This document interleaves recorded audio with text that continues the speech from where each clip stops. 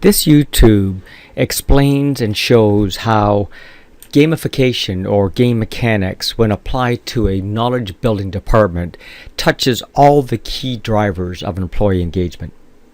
If you remember, we talked about the components of a department's game card or gamification, where we take a look at the activities they do, including the processes they work in, the projects, how they develop themselves and others, how they live and execute the corporate values, and as well as how they get feedback both internally and externally. And of course, how that gets reported in some form of scorecard that provides a gamified, simple representation of how they've completed their activities in terms of the points awarded, awards and certifications they've gained, and progress to date.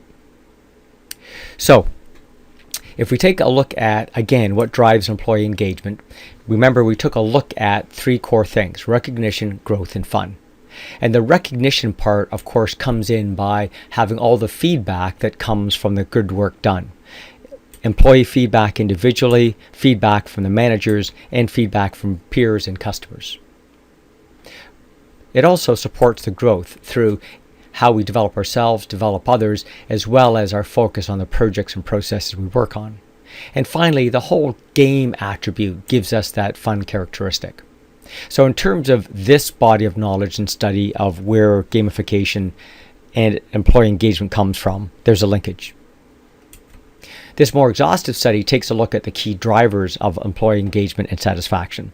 If we take a look at each component, so having a better relationship with my manager, obviously by this clear view of how we're performing and how we're achieving against the manager's plans, more opportunities to do what I do best. The idea of being clear on what we do best and making sure that our workforce plans are aligned to that.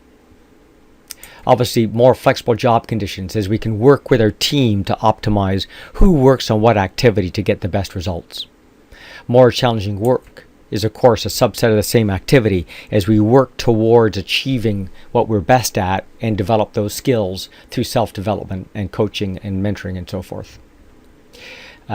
Improved cooperation amongst coworkers. Obviously, this team-based scorecard is focused largely on helping that cooperation occur, and obviously gives you that greater clarity about what we should be doing to contribute to the team.